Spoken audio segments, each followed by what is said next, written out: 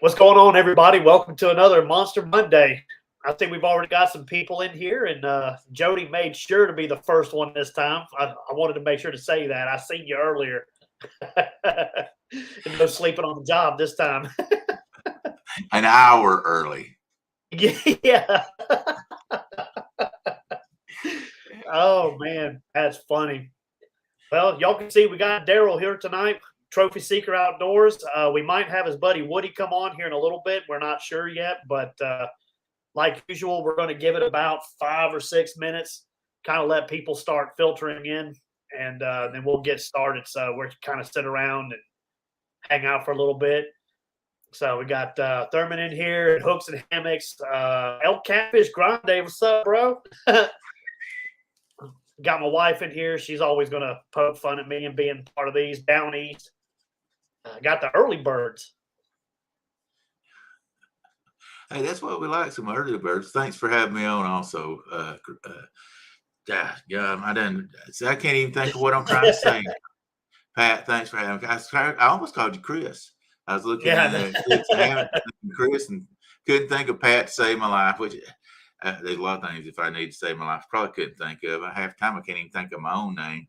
So I think I've been hit over the head too many times over the year for doing stupid stuff. But anyway, hey, thanks for everybody out there in chat coming in here supporting and coming out here for it's a big name like me. I can understand. Yes. Hey, you're picking up, man. Don't downplay yourself. You got good content. You catch good fish. I've been wanting to get you on here before, but there was just such a long list of people. Well, I just wait my time in line, man. Just wait my time in line. I sit back in the corner crying like, Pat don't like me. He won't ask me to come on this show. I was so upset. And then finally I said, Pat, I ain't gonna lie to y'all. I said, Pat, can I come on your show, please, man? I said, I got the gathering coming up. I catch a fish every now and then. If I send you $20, and he's like, if you'll send me 40 and guarantee me 3 subscribers coming on, I'll let you on. I'm like, okay. Guys, I might lie a little bit on stuff like that. I am a fisherman. So guys, it is what it is. It looks like you got several more coming in if you want to say hello to them. LG Bass. Oh, yeah, let's see. Grays. Great family. I already seen down east. I seen you in here. LG Bass, what's going on? We got Dale. Let's see, we got Stan up there. Let's see, who else is in here? It's all mine. Yeah. Chris from Hooks and Hammocks. So we just come in, have a good time, talk about a few things, and make people laugh if we can. Let me tell you, I'm the clumsy guy out there. Everybody knows how all the crazy stuff I have happen in my boat. But once again today, Daryl does something stupid. I'm out on 75, 285, and Pat, you know how that is. I'm transitioning from 285 to get on 75. That's like 12 lanes coming in together. Guess what the truck does? I look down. Guess who's out of gas? No, the truck didn't tear up. I leave my house knowing I'm going to be driving for 2 hours and never look at the fuel gauge to see how much gas I got in the truck. So I run out of gas right where 75 and 285 come in. What do you think? There's probably 5,000, 6,000 cars go by there every hour at a minimum, maybe 10,000. And I'm sitting over there like a big hillbilly over there out of gas. So I don't only just do stupid things in the boats. I do it in my truck also. That's a heck of a spot to break down too. That's not a good spot to be broke down at. It was a good thing my son was down that way. I was like, hey, where you at? He goes, oh, I'm down at Woodstock. And that was about 15 miles from me. I said, I need you to go get me some. I need to go buy a gas can and give me some gas and come get me out of here. So at least he was down that way. So, but it is what it is. So, what's up, Cool Cats? I see you sneaking in here also, bud. Yeah. Awesome. Oh, I guess we got a few more minutes before we get started. If you want to, go ahead and give just a little quick announcement, if you don't mind, about the event. We'll talk more about it later when there's more people in here. Yep, May the 15th, 14th and 15th at Chester Frost, The Gathering. Guys, if you're going to be anywhere in the United States on May the 14th and 15th, that's where you want to be, is The Gathering. I promise you, we have so many people coming, and I think it's really going to be a great time. And we'll talk more about it further in as we go, but man, there's so many people going to be there. I know Hooks and Hammocks, you're going to be there. Just people in here, LG Bass, Jody's going to be there, Cause is going to be there. I mean, so many people that's coming and going to have a great time there. Lee told me he was coming. What's Lee's last name? I can't think of Lee's last name. Anyway, Lee's coming and his wife. I think they're going to be there on Friday. I told him I'd take him out fishing on Friday night since he's coming in on Friday. But does the morning show. What's Lee's last name? Can't think of it. See, I told you already. An age problem there, you lose your mind after you get past 45, I think. So anyway, we're gonna. He said, making me a little nervous to get in Daryl's boat. Who said that? Oh. I don't blame you. I don't blame you, Chris. Hey, man, that's why I have the little tracking thing that when I leave the dock, I've got two GPSs on my truck, on my boat truck. See there, on my boat. So if one goes out, I got another one. It'll take me back to the boat dock. So guys, don't worry about it. The old age guy here, he might not can get us, but he knows how to follow breadcrumbs. That's for sure. Right. I tell you, I was going to say this last time I was up here, I actually got to finally see Chester Frost. It's actually a really nice area. Nice boat ramp. Awesome. Yeah. Well, they've actually got 3 different boat ramps, I think. So that's awesome. So, hey, let me tell you a little story while we're still waiting on some people. Let me tell you what happened to us week before last. Week before last, we're on live. I just had to reset my boat up. I've got my new lithium batteries, 2 lithium batteries, man. I'm going big time.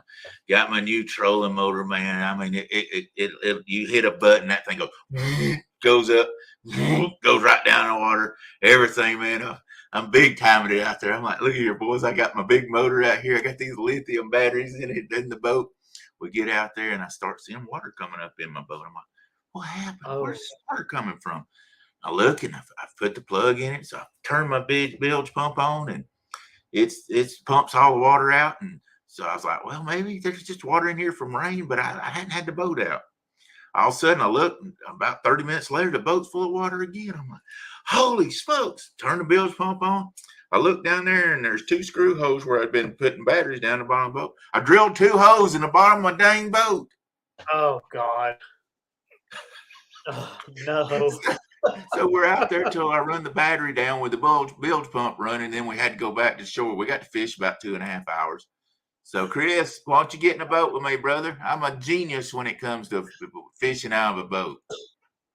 Man, you better bring a survival pack and everything with you.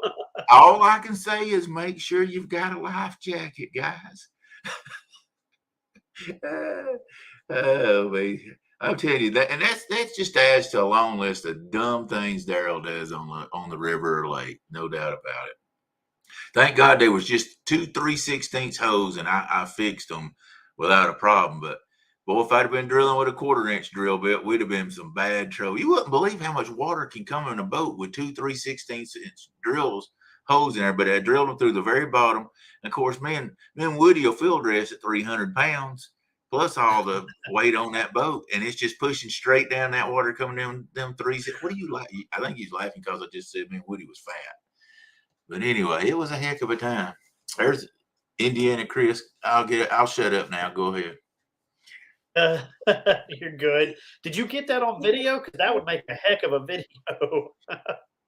Did I get it on video? It was on live, man. It happened on, it was on live. live. Oh, God. It was on live. I think I might have deleted that one though. I hated, dumb's dumb, but just to be dumb enough to just leave it up there, I think I deleted the last part where I said, "Guys, the battery's gone dead. I've got holes in my boat. We're about to sink. We're going back to the dock." I think I might have deleted that part. Wouldn't you? Dang, I missed that one. Of all the ones to miss, I missed that one. Uh, Oh God. Indiana Well, Chris, what's up, buddy? if you want, There's we can Woody. go ahead and get this bad boy started. See, Avid, he snuck in here real quick. Yeah, you've caught several big fish here, and especially here, last couple of years too. You've really been putting on some good fish. I guess I'll let you pick whichever one you wanna start with. Got Brian B sneaking in also. Everybody's sneaking in real quick when I'm not looking. Has he got his hater blockers on, Brian B? You got them hater. Let me see them hater blockers, brother. Me and him always. He had so many people hating on him when he was catching a bunch of fish during the tournament. I told him he's gonna have to wear his hater blockers. So every time we speak, he has his hater blocker little face on. I've been fishing up there for about, I would say, a year and a half now. Probably about a year and a half, and in a year and a half time, we've really had some really good luck. Watching, and I watched there. He's got off. Man, he's done hater blockered 4 times. And I tell this story a lot, but I learned how to fish that river watching other people like chat cats with Joe, kayak fishing, and I even watched Catfish Dave. Watching those guys how they were fishing and learning their rigs and stuff like that. That's actually how I got started, was watching all their stuff and fishing. I fish down here in Georgia, and we just don't have any lakes that have the monster catfish like that. Hello, Avid in there. And so I started going up there and just started fishing like what I'd seen them do. And of course, I'd fished all my life, and I learned, you're trying to find different things, doing different stuff. And that's what I seen that Joe and them doing, was fishing different spots and places. And I'd learned from Joe, don't just sit on a hole for 3 hours at a time. If you're not getting a bite, you need to move around. And I started doing that stuff and finding them. And probably after about, I don't know, fished up there about a month, I really started getting on the big fish. And the first big fish I had, what I call a big fish up there, I caught doubles of at the same time. I caught like a 27 and a 47 at the same time. And I was like, oh boy. And got that one. I actually had caught the week before some decent fish, and hadn't videoed them, and then I caught those and didn't video them. I'm like, man, I'm on some nice fish. I'm gonna start videoing these. And I caught that 47-27, and I got Woody starting to come up there, and I was like, I'm gonna video some of this stuff. And so I think it was the second time he went up there with me. He caught a 55-pound blue cat, and I caught a 56. And he said, man, you always got to outdo me. But we were just, it was just by 1 pound. And basically we were just hunting, finding spots. Every time we'd go up there, we'd find different spots. And we found some good places with some big fish on there. And we was fishing. And that's where I guess I got really big on fishing with bluegill. I mean, we were fishing with bluegill and just racking them up. And my story to people go, well, why do you fish for bluegill and everybody else get fish with skipjack? I was like, well, man, come on, think about it. Everybody's up there fishing with skipjack. They're used to what that tastes like. I said, man, you throw a bluegill out there that's been cut up, and it's like filet mignon to them. So, but that's what got us started. I mean, we just, and I do fish with a lot of skipjack. I'll tell you, I found out up on the lake, skipjack will outfish bluegill 4-1. But down there in that river, it seems like the bluegill really do real good down there. And I think that's one of the secrets to why I catch a lot of flatheads too. I really believe the flatheads prefer the bluegill over the skipjack. And I know there's a lot of big fish caught on skipjack also and flatheads, but we've caught a 72-pound flathead. It was 72.9 is what it measured out to. And then Woody's caught 2 flatheads that was one. I think one was 53 and one was 54 pounds, and both of them was with bluegill. And so, I think that's part of the secret that I do is I think I fish. What I fish is a Carolina rig, or not a Carolina rig, but a Santee Cooper rig uh, with a slip sinker on it. It's got, we fish with 6 ounces up there. That's pretty much what everybody was fishing with when I started, and it works good for me. Slip sinker, and nobody was really fishing with the floats when I started fishing up there. And so I went to fishing with a float and putting a rattle on there. And I've noticed that usually if I catch a flathead, it's on a 3-inch float with a rattle on it. And then we've recently started using the demon dragons, and we're getting some good results using those also the same way. I think that noise antagonizes flatheads, because a flathead that I've found out is a lot pickier on hitting baits than what a blue or a channel cat are. I don't know if that you found that to be true or not, Pat. That's the way it seems like to me. Most of my big, I say big, but most of my decent flatheads here recently, they've been on floats, and then demon dragons and stuff. Used to I caught them. I didn't really catch too many on the bottom. I would always, even with live bait, I would use kind of like a dropper rig, so it still stayed up in the water. And then so I started using floats, and a lot of my flatheads come off that float, even cut bait and live bait. Right. And Joe started using the floats also, and he's telling me that he's seen a difference also. And one thing too that I've noticed, especially in that river, if you use the demon dragons and the floats, it'll float that bait up, and you don't get hooked. I fish a lot of structure, a lot of rocky stuff, because I've got places that. And I know Joe will tell you too. There's places on that river that just have the flathead. That's just what I call my flathead area, and it's really rocky stuff with a lot of structure in it. And I've found floating that bait up keeps me from getting hung up a lot more. Plus, I think it triggers the bait a lot more also. That bite, because that vibration, and it's setting up there above all that stuff. And I've found I've get a lot more bites like that. So. Right. Chris down here was saying when you say floats, you mean like the Santee rig, and that's what he was originally talking about, was the Santee, and then he was using the demon dragons. Kind of I go back and forth between the two a lot, and I'm sure I don't know if you fully moved over to all demon dragons or all floats, but anything that brings that bait up off the bottom, even when like here where I live at, which you fished here. Even if I can't get live bluegill, like I've got to catch them the day before and they die, just having them on that float gives them that live movement in the current. I catch the flatheads. Yeah.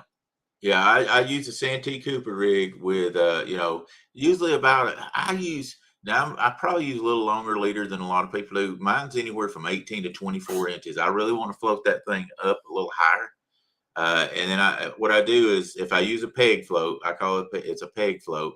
If I use a 3-inch peg float, then I put 1 or 2 of those little rattles behind it, and it floats it up off the bottom.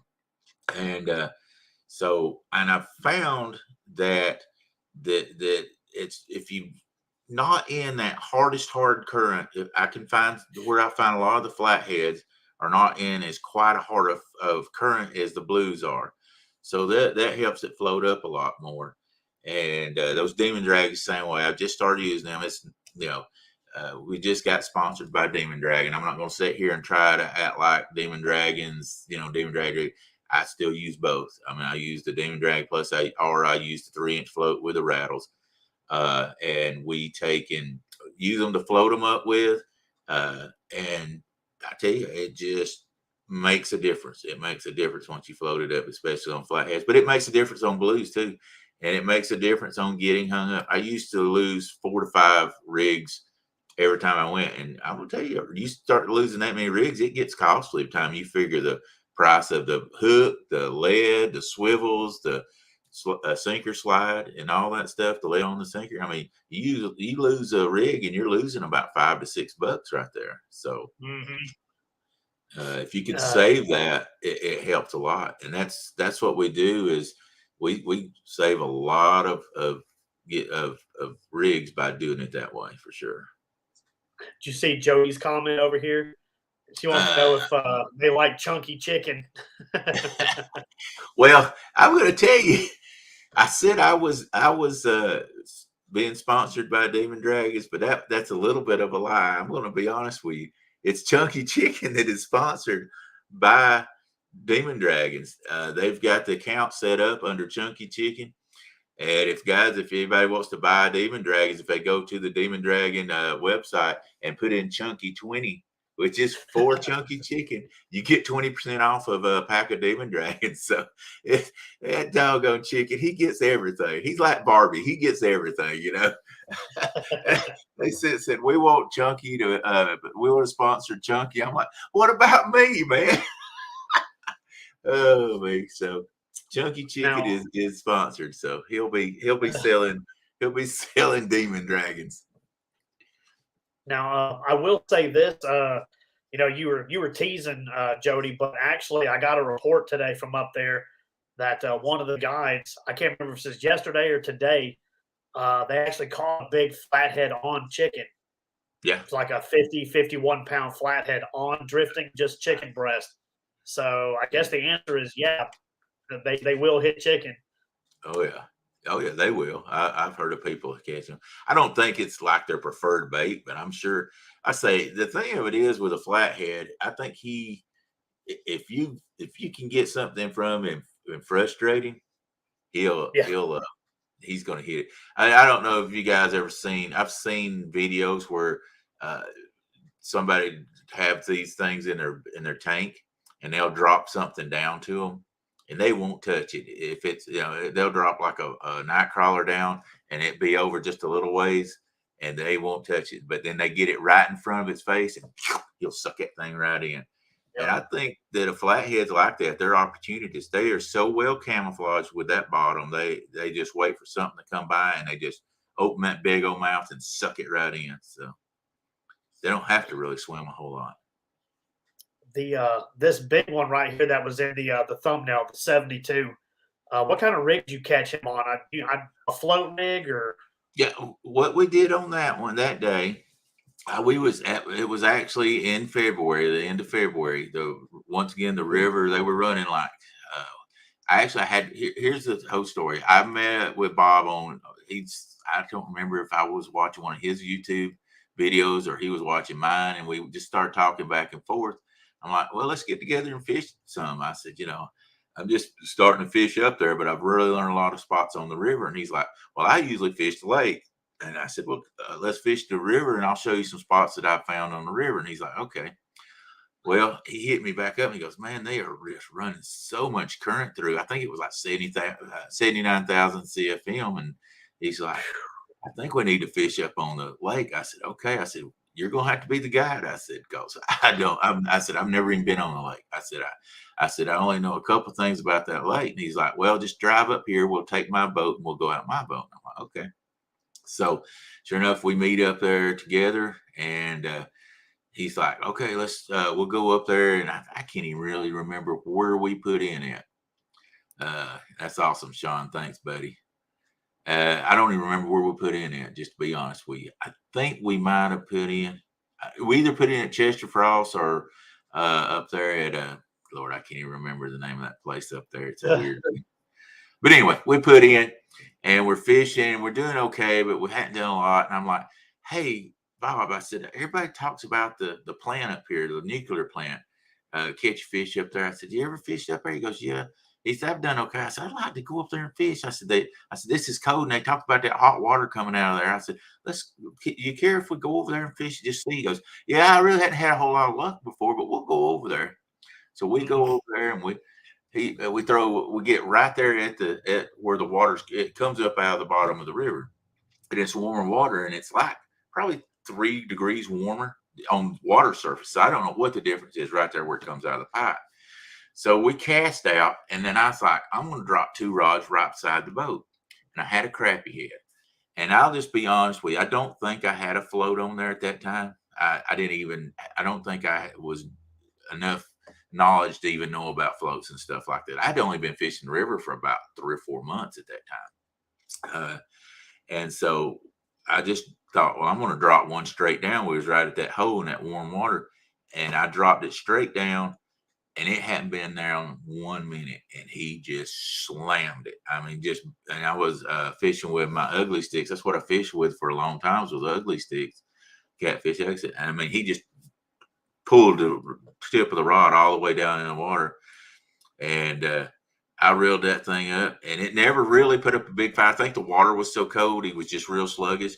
But he had a crappie head. I mean, a big, well, you had to catch a 10-inch crappie to be able to use that in Tennessee. And that's what I had, was a crappie head on, or a crappie head, whatever anybody wants to call it. But a speck, I don't know. It's got 3 or 4 different names. One of them great tasting fish that you catch is silver and black.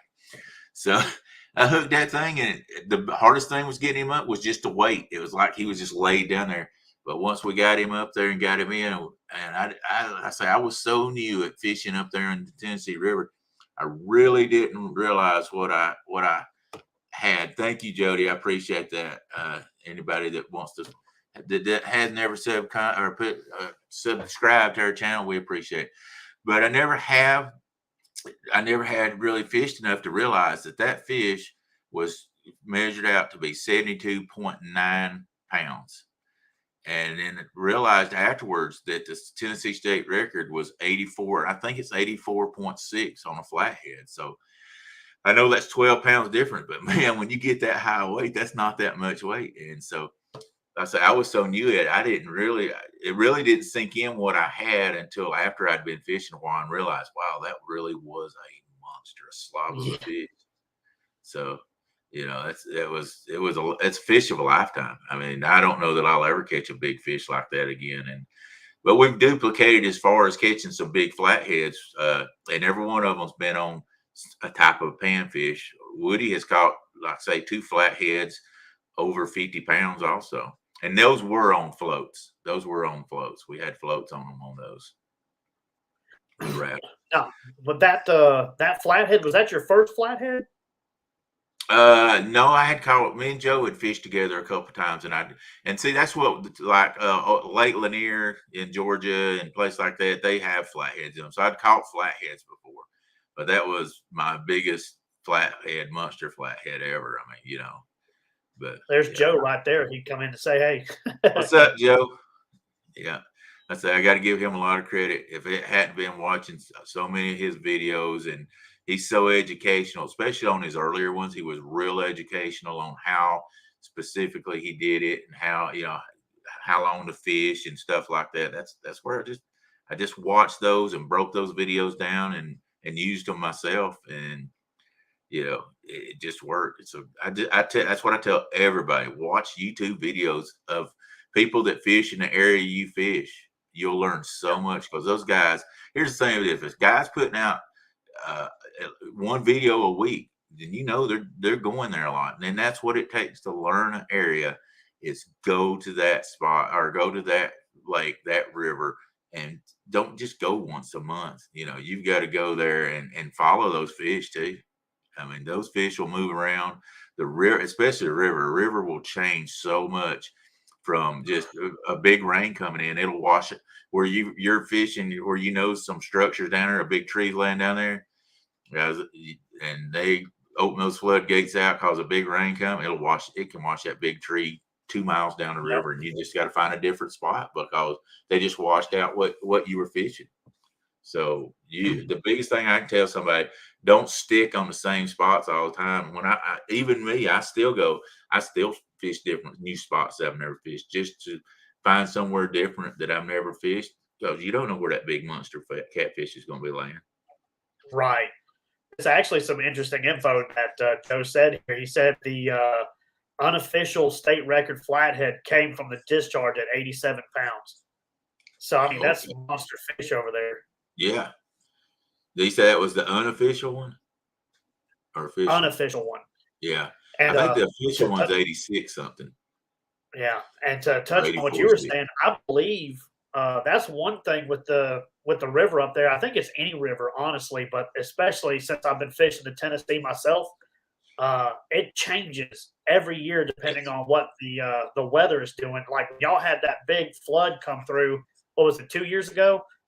Like all the stuff that I had gotten used to fishing, they weren't producing anymore. The fish were pushed up out into new areas, and it's kind Yeah. of like you got to relearn it every year. Oh, yeah. Every time a big rain comes, I mean, I'll go back to a place where I know a tree's laying, and I love fishing. See, that's funny. I tell Joe all the time. I'm like, and you like to fish trees you can see. I like to fish trees I can't see. Me and him will fish together, and he'll see a tree come off the bank, and he's like, "Oh, let's go fish that one." And I'm like, if I see one down under the water on my graph, that's the one I would rather. And I fish them where I can see them also. But I like to fish them down in the water where I don't see them, where I find them on my graph. And like I say, I get hung a lot like that, but I catch a lot of big fish like that also. But Joe catches some monster fish too. I mean, he's a guru on that Tennessee River. He's fished that thing for like 7 years, and he fishes places I never even thought about fishing and catches fish. That's actually something my dad told me one time as a kid that stuck with me. And this, of course, was bass fishing because we didn't even catfish when I was little. It was just bass.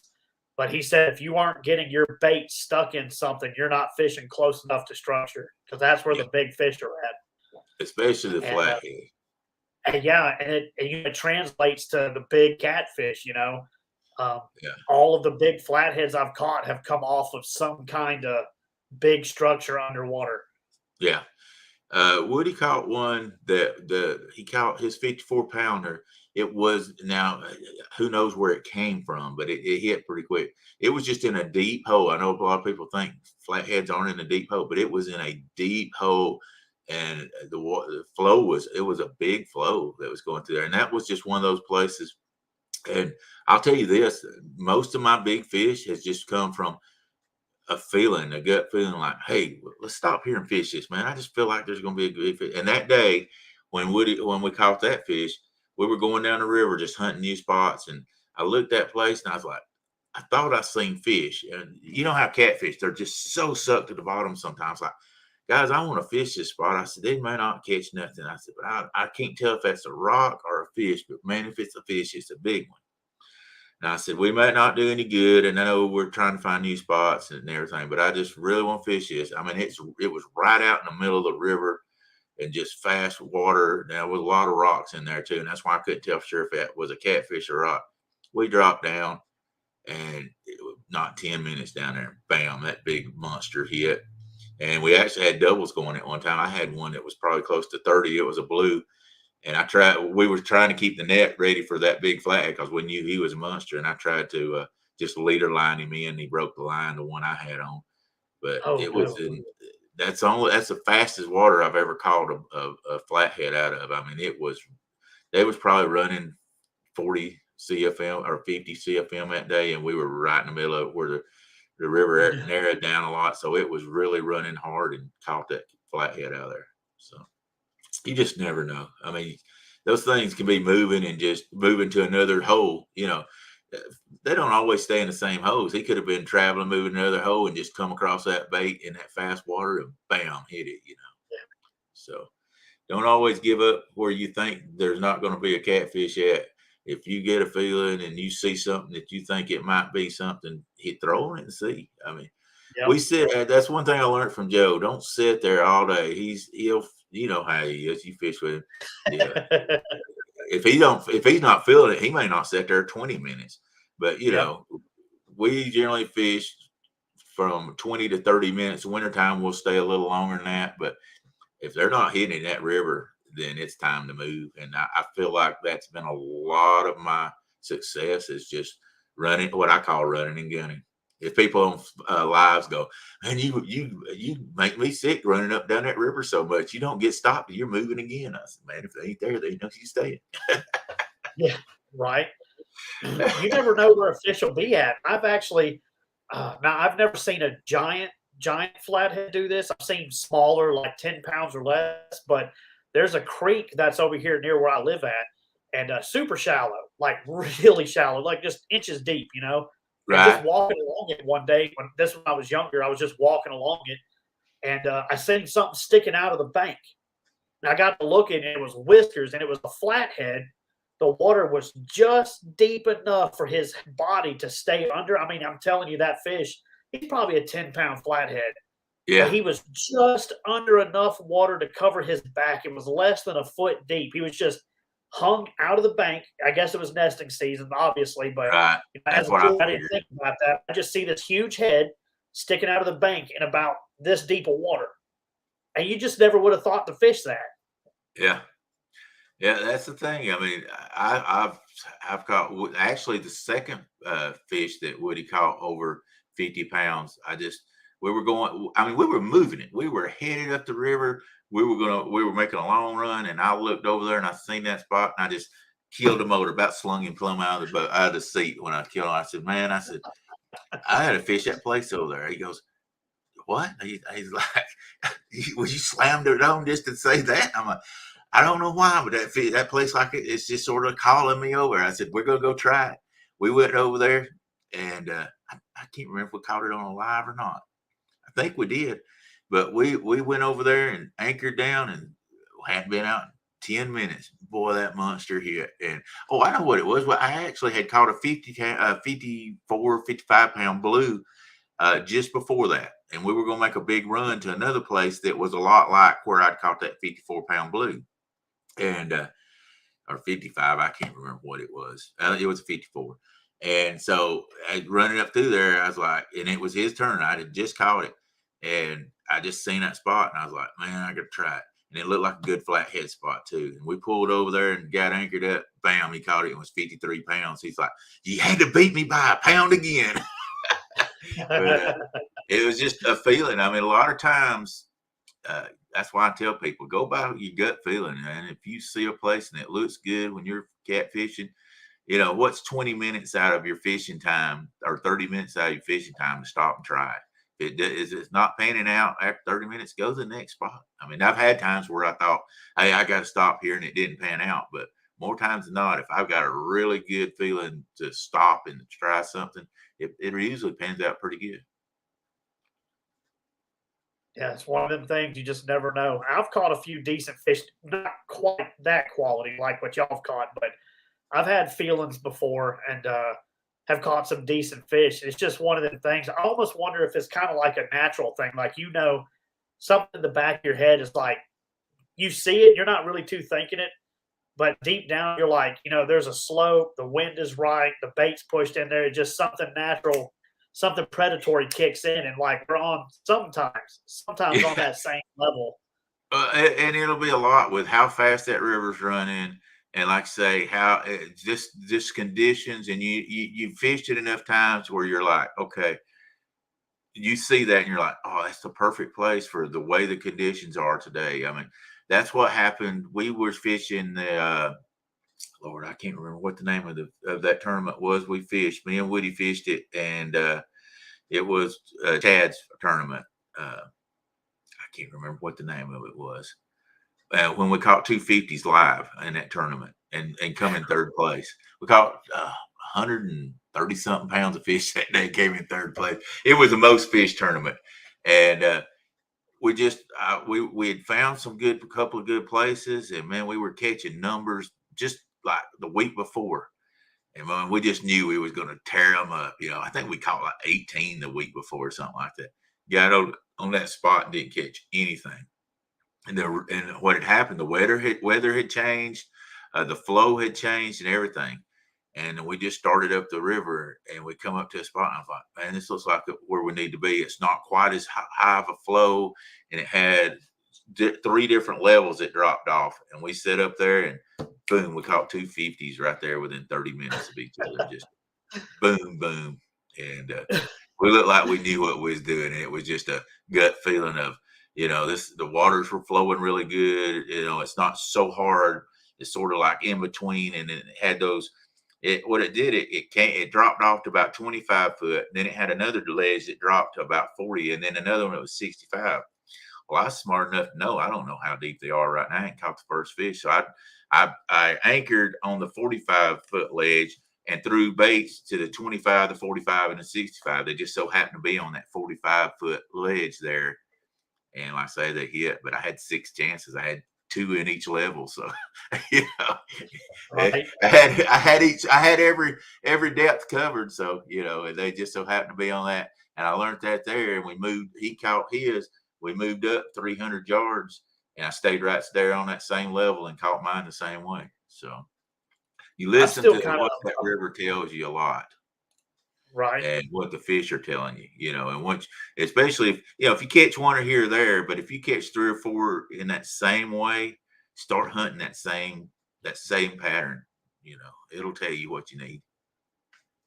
I'm still amazed that you caught 250s back to back and still come in third in the tournament.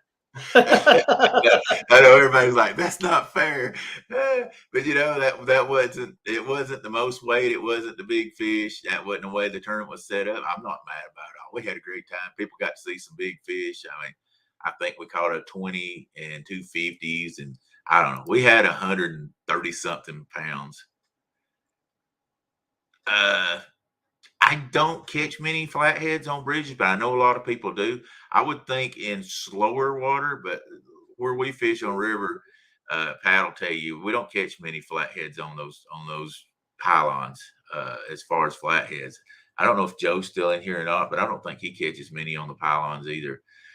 Now I know that they're great for lakes. I mean, that's what Lake Lanier. That's where I would catch a lot of my flatheads was in Georgia. I'm from Georgia, by the way, guys, and I used to fish Lake Lanier and Carter's and Altoona, and that's where I would catch a lot of flatheads right off those pylons on the bridges. So yes, on a lake for sure, slower water. Look for trees too on lakes. I uh I think I think I've caught 3 in my whole fishing career off of bridge legs, and they were with Joe. You know what I mean? Yeah, Most yeah, of the ones that we caught have been off of rock piles or out of down trees. yeah. If and that's my biggest thing is I look for, if you're looking at the bank, guys, the bank will tell you a lot of things too. If you've seen a lot of big rocks, especially huge rocks over there at the bank, they don't just stop when they get the water. They're normally out there also. If I can find those huge rocks and plus put a bonus in it, find a big tree down in there too, I'm in hog heaven, buddy. You're gonna be hard to keep me from passing that up. So that's the way I do a lot too, is just doing that. Here we go. He does Joe better said, in June on the bridge pilings with flatheads. okay, so I knew he'd know. I say he's the guru for sure. He's fished that river so many times in so many different ways. He knows what he's doing on that. So, but I just really don't fish a lot of pylons. I'm look, I've hit barges. I poked holes in the bottom of my boat. You know, I've put it in without plugs. It scares me to actually anchor up in front of a pylon. I really am. That's one of my big phobias on the river is anchoring up in front of a pylon. Is especially in the faster water. I've got spot lock and I've got a big enough motor now. I can do it with spot lock, but my anchor, I don't know why, but I have a phobia of anchoring up in front of pylons. With your luck, Hey guys, I've bring hit all the everything. poles. I'm just, what is that? What's that race movie where he goes, "You've hit everything else. Now go out there and hit the pace car." You know, that pylon, I've hit everything else. That's the pace car for me. I might as well just go out there and hit the pylon with my boat. Right. Yeah, I was watching. I seen when you hit that barge. I was freaking out. I was like, "Oh my Oh, god!" I'll tell you what happened on that. Me and Anthony was fishing together. He fishes with Bob a lot, and we had thrown anchor out. And I said, "Well, let's leave. We were out in front of that barge." I said, "Let's leave." You know, I think we caught one, and he starts trying to pull it up, and he's like, "I can't get it up." He goes, "It's hung on something." So I go up there with him. We both got our backs to the barge, and we're pulling it up, and we actually pull up this huge 1.5-inch cable. I mean, it's this big around on the with the anchor. So I'm trying to get down there, pull the cable off while he holds the anchor. And I look up and we're slamming the barge. And what happened was that anchor had started drifting down the river, or the cable did, and we didn't realize it. We didn't realize the boat was moving at all, and it just crashed right into the barge. So it wasn't anybody's fault, but I guess we should have been looking. But we just assumed the cable had the boat stopped because it wasn't like the anchor was sliding down that cable. So what happened? We started dragging the cable, and I was It's saying some scary words. stuff. Yeah, and I was saying some words of wisdom I had to bleep out because I didn't want anybody to learn the words of wisdom that I was using. I bet. Let's see. I'll take a second to say hey to Annette, which I seen you in here, and David Smith. I seen you sneak in earlier, bud. Let's see. I see my pops is in here. Old Rex. He stopped in to say hello. So we covered a bunch of your good fish, and I mean, like, you've within a couple of years you have caught a bunch of big fish. I mean, you can say that you have learned your stuff. I mean, you might have started by watching other people, but you've definitely picked up where others have showed the way, and that's pretty cool.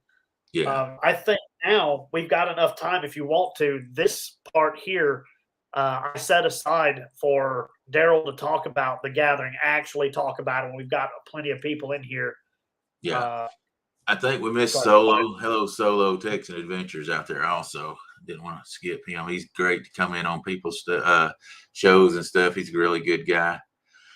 Yeah, we really, what happened was I just like, man, I really love to meet different people and, just learn different things from people, see what, it's just interest, and you can learn so much from different people. I've learned all my life from other people. That's how I learn things. I've always said I wasn't always the greatest.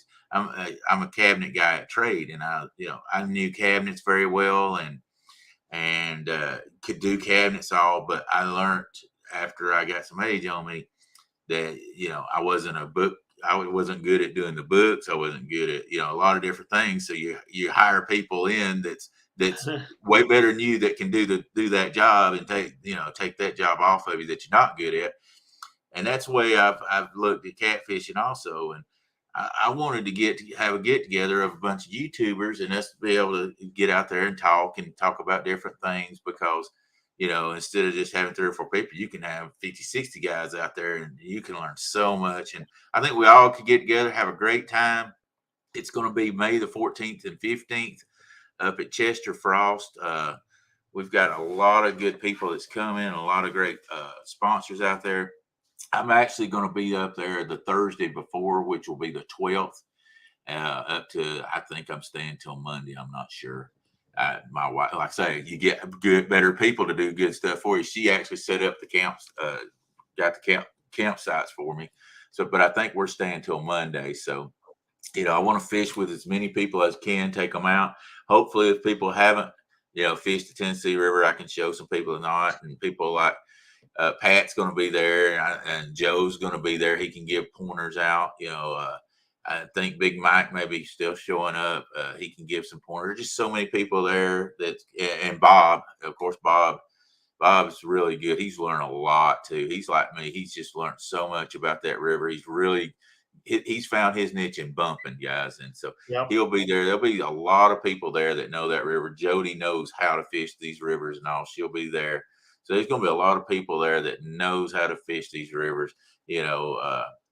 Even hooks and hammocks, they fish rivers all the time. It's not just that specific river. Once you learn how to fish a system, I feel like you can take that to other places. But it's 14th and the 15th, and we're going to meet on the 14th at the Pavilion number 4 inside the park, Chester Frost Park.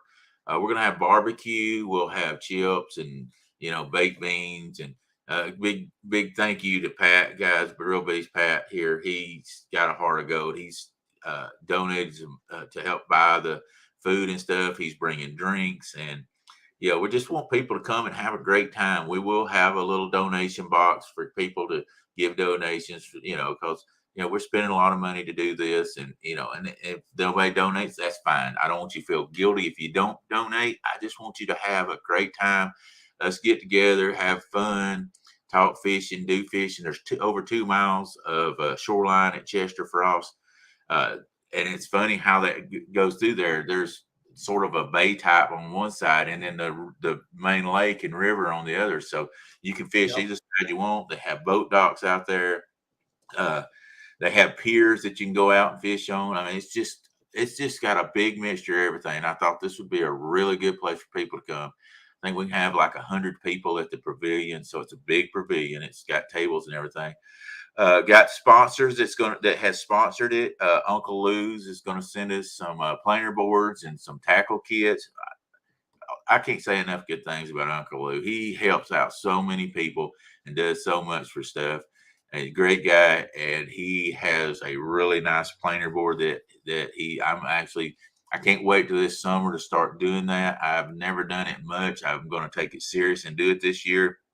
And I had some planer boards, and I did it a couple of times. I'm like, this is aggravating, but because you pull so much weight, his has a lot of buoyancy to it, guys. That's what I'll say about Uncle Lou. It's sort of like a pool noodle on it. And if you're putting, some heavy weight because of the currents we fish, plus you put a piece of skipjack on there that's 5-6 ounces, that planer board's going to hold it up. That's my props I give to him. He thought about that when he started making these planer boards. Jack's Bait and Tackle, they've been around. They're a staple in Chattanooga, Tennessee. Miss Kim's a great person. Her father started that, which was Jack's. They've been in Tennessee, I don't know, for 50-something years, I think she said, or 60 years. I can't remember what it is. But she's got skipjack there. She sells hooks, lead. She's got everything. She's donating a gift card where people can come spend it there and get bait if they don't have bait or whatever. I think she's going to donate a rod also. But good people. She's always been good to me, helped me out. She don't sponsor me. Y'all see I wear these hats all the time, Jack's hat. The reason I do that, I like to support local people. You support the little people, they'll support you back, Right. Mad Cats, they're going to send us some rods. I know we talked about doing some kayak rods and stuff like that, maybe some bumping rods. He's going to, Matt and I, awesome guy. He's going to do that. So he's going to send all that down to us. And all this is going to be given. We're just going to give out tickets. And from 1 o'clock to 4 o'clock, we'll be drawing for this stuff. Catfish clothing, Chris, excuse me. I don't know why I keep on calling him Chris. He talked like he's going to actually fly down and bring a bunch of stuff to the show or to the get together. He's a nut, guys. If you ain't never met Chris, he is one crazy guy. He'll tickle you. You get on the phone with him, all you do is sit there and laugh, let him talk. He's a straight up funny guy, great guy. So he's coming. National Title Pond's giving us a gift card, like a Visa gift card type deal. Demon Dragons, they're going to be sending us Demon Dragons to give away, I don't know, 4 or 5 packs of Demon Dragons that we're going to do. Santee Drifters, they're sending us a bunch of drifters. We're going to be giving that away. So, we're going to have a lot of stuff that we're going to do. And I appreciate those guys for taking note and saying, let's do this thing. And Woody, thank you. We're going to have cornhole there. We're going to play cornhole. A lot of people, that's a big deal. We're going to have a cornhole board there and guys can play that. So just a lot of different stuff we want to do. Woody, I wish you could have come in. I know Woody's having to babysit right now. I wanted him coming. He's my stats guy, man. If there's ever stats guy, Woody's my stats guy. And he's saying it's at Pavilion for you. We spoke about that. But it's a big camp place. It's a park, but they have camping sites. If you're planning on coming, you better get a campsite because they go fast. And they've got primitive sites. They've got some tent sites that have power on them, and then they have just regular camper sites. So it's a really nice place and nice boat docks. They've got one I know that's big enough to put 3 in at a time. And then they've got another one that you can put a couple in. So it's a really good place. I'm gonna need everybody that comes. If you're going to fish, you need to catch some big fish because I'm gonna need some more Monster Mondays coming up. You know what I'm saying? Let's all get some more stories up here. You know what we ought to do? Everybody that catches a fish over 40 pounds, put them on the next Monday. Yeah. Yeah, the Monday after, that would actually be a pretty good idea. We might do that. And I'm going to try to take as many people as I can out on the boat. I may only I may do 3 hour shifts. I don't know. If people that want to go out, I'm going to take you and show you all my spots. I've always said, if somebody starts fishing my spot or where fish at, it's not my spot, but spots I fish, if I can't go find another spot and find them, I'm not much of a fisherman. So, I put YouTube videos out. People go, "You're not showing where you're fishing." I said, "Man, my YouTube videos are usually 3 weeks old because I keep Yeah. that many ahead. I'm usually gone from that spot and on another one anyway." But I feel like if I'm not a good enough fisherman to go out and find another spot, I mean, because every fish in the lake's not in those same spots that I fish all the time. They're all over the place. So, I'll take and I'll tell people if they got boats areas to go to and look at. No, I don't care. I'm just a guy that wants to see people have a good time, catch fish, and the one thing about the park, they do not allow alcohol in there. So please don't bring alcohol in there because we want to leave we want to show that we're good, respectful people, and we don't want to get anybody in trouble or cause it where they don't want us to come back.